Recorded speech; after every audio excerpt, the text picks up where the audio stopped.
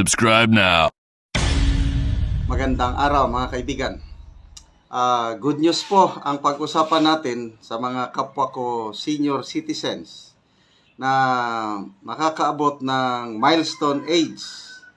Yung makaabot ng 80, 85, 90, 95. Then of course, yung 100. Ngayong taon po, 2025, under sa Expanded Senior Citizens Act, makakatanggap na ng 10,000 pesos sa ang isang senior citizen na makaabot ng 80, 85, 90, 95. At may pundo na. Ito, i-share ko sa inyo ang isang vlog ni Biyahe ni Kin. Na-interview niya ang mismong OIC ng National Commission for Senior Citizens, si Dr. Loreche. So, pakinggan natin ito. Ano yung mga requirements, paano kayo makatanggap ng ganitong benepisyo, at least meron, kaysa yung wala. Kung hindi man natin maabot yung 100, at least 80, 85, 90, makakatanggap na ng konting tulong galing sa gobyerno. So, years old. And ang pangatlo ay yung pinakabagong trust na ang tawag dyan ay ang Expanded Centenarian Cash 11382. So, yan po yung pinakabago kung saan ang national government nagbibigay ng cash gift na 10,000 pag ikaw ay umabot sa edad na 80, 85, 90, at 95. Alright.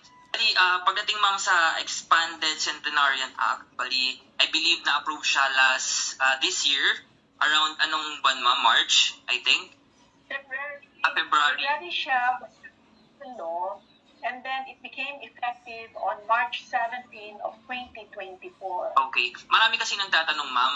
For example, yung mga senior citizen na umabot ng 80, 85, 90, and 95 by March 2024 to December 2024. May budget na po ba sila? Or wala pa? Sa ngayon, ang ibinigay na budget ng DBM sa NCSC is to cover the milestoners ng January 1, 2025 hanggang December 31, 2025. Anong ibig sabihin nito? So yung nag-milestone ages, nung ito ay naging batas on March 17 of 2024, hanggang katapusan ng buwan na ito, they are also qualified to file the claim because there is an application for this benefit. However, because the budget is not yet given to us, then they will be considered as waitlisted. Pero sumulat na tayo sa DBM, humingi na tayo ng augmentation para sa kanila. Pero ang sigurado ay yung January 1, 2025 onwards ay magbibigyan kaagad sa kadahilanan na ang pondo ay nakalaan para sa kanila. Okay. okay, so, klaruhin natin yung makaabot ng 80, 85, 90, 95, ngayong taon, may pundo na. Mag-apply na lang. Ang batas na ito, na-approve last year, March. So, yung mga nag-80, 85, 90, 95, last year, wala pang pundo. Maghintay lang. Kailan pwede nang mag-apply. Okay? At least merong hihintayin kaysa yung wala. Malaking bagay na rin yan, 10,000. Sa hirap ng buhay ngayon. Dapat itong mga senior citizen na ganitong edad sana, ang bigyan ng akap. Wala pinapabayaan ng mga senior citizen, yung mga... tuloy natin. Bali, paano po yung magiging process nito ma'am? For example, yung lolo ko, na dumating siya sa milestone age na 80 years old this coming January 2025. Ano po yung steps or process na gagawin niya para makapag-avail siya ng Expanded Centenarian cash gift na 10,000 pesos? Dalawa yan. Una, pwede siyang tumingin sa ating webpage, sa webpage natin, www.ncsc.gov.ph. Andun, makukuha niya doon yung application form. So, fifilapan niya yon. Or kaya naman, dumiretso siya sa OSCA, yung Office of Senior Citizens Affairs, kung saan siyang membro, o kaya sa LGU, kung nasaan ang ating local social welfare development officers. Sila ay ang magpo-process nito. Merong mga requisitos na kailangan nilang ibigay at ito ay i-validate ng LGU or ng OSCA. At pagkatapos nito, kung kumpleto ang kanilang mga documents, ipapasa ito, iaakyat ito sa local chief executive para sa recommendation. And then, ipo-forward ito sa ating regional offices para matingnan ng ating regional offices yung kanilang mga papeles. And then, iaakyat sa central office para sa kanilang payroll. Okay. Bali, linawin ko lang ma'am kung nagets ko yung statement kanina. Bali, ito ay kailangan nila i-apply.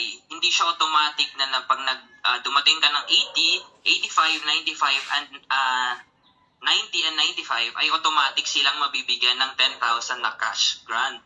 Correct po ba ma'am? That is correct. That is correct. It has to be applied for because it's a benefit. So it does not mean na automatic na ikaw hahanapin ka namin. Hindi. Kailangan mag-apply kasi meron tayong validation. At alamin natin na yung nakasaad sa yung application form at yung mga basic requirements na kakailanganin ay nandun din. Okay. Ano po ba yung mga basic requirements ma'am na i-require if ever mag-apply? Ang pinakauna, ang application form. Pangalawa, ay kailangan ng primary ID. So kung meron ikang live birth certificate, okay na yon. Kung wala, pwede rin yung iyong national government ID na PhilSys, yung meron tayo ngayon. Yan. So yan yung ating primary ID, kahit isa sa kanila. Kung wala talaga yung dalawa, pwede din naman ang ating tinatawag na passport. Pwede rin ang mga any government-issued IDs, kunyari medical doctor, kagaya po, pwede ang PRC. Pero may kasama itong isa pa. So, ibig sabihin, kailangan dalawa sa ating secondary ID requirements ang ating isasubmit para ito ay ma-validate. Of course, natural naman, kailangan natin ng photo ID, no? 2x2. O kaya isa din na half body na kailangan yung ating picture na nandoon din. So, heto siya. Heto lang yung mga basic requirements na kakailanganin upang tayo ay maka-avail, ma-process yung iyong claim for the benefit. Okay. How about those, for example, next year, aabot po ng 81 or 84, hindi siya pasok doon sa milestone na tinatawag. Ano po yung mangyayari sa kanila? Hindi. Maghihintay talaga siya. Kung 81 siya, maghihintay siyang umabot siya ng 85. Kung 79 siya, hintay niya maging 80. Kung 93 siya, maghihintay siyang maging 95 siya. Oh, okay. Bali yung application ma'am ba gagawin dapat 80 ka na or 85 or pwede siyang gawing in advance? Pwede siya 4 to 6 months prior to your birth date, no, for the milestone. Pwede ka nang mag-process ng iyong claim. Okay. How about ma'am doon sa mga, for example, yung senior citizen ay hindi na makatayo since yung mga age na yan ay medyo may kahirapan na yung physical ng mga ating mga senior citizen. Paano yun ma'am, mga bedridden, may sakit, mga OFW na nasa ibang bansa na magma-milestone sa ganyang edad, makakakuha pa rin po ba sila ng ganung benefit? That's correct. So kung ikaw ay may sakit at nakalatag sa iyong higaan, pwedeng mag-issue ng special power of attorney. So ibig sabihin SPA and the authorization. Pag ikaw naman ay naninirahan sa ibang bansa, subalit ikaw ay Pilipino at ikaw ay pasok sa milestone ages, pwede rin i-process yan sa pamamaraan ng pag-submit nito sa iyong DFA o kaya sa Department of Migrant Workers o kaya sa ating CFO o yung Commission for Filipino Overseas.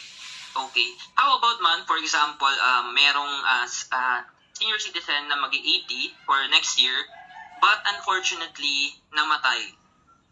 Makukuha pa rin po ba yung benefit ng kanyang kamag-anak or hindi na po? Yes. Kailangan din ng mga requirements para dito. Una ay kailangan na siya yung talagang recognized surviving kin at saka merong mga other documentary requirements kasama yung ating death certificate. Yes. Okay, so maganda ito, no? Summarize lang natin. Mag-apply yung mga qualified, yung mag-A80 na.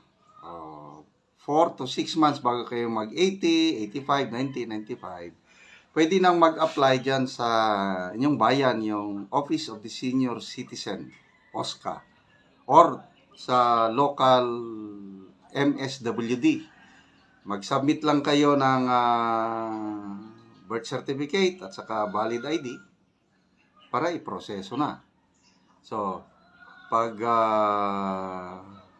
walang problema yung papeles, ire-recommenda kayo ng mayor sa inyong bayan. And then, from the office of the mayor, pupunta sa regional office ng National Commission for Senior Citizens, then ay approve sa taas, sa commission mismo, and then hintayin nyo na. So, maganda ito. May pondo na po ang batas na ito, pwede na kayong makakuha ng benepisyo. Yung last year na nag-80, 85, 1995, maghintay kayo ng pondo, but nandyan na.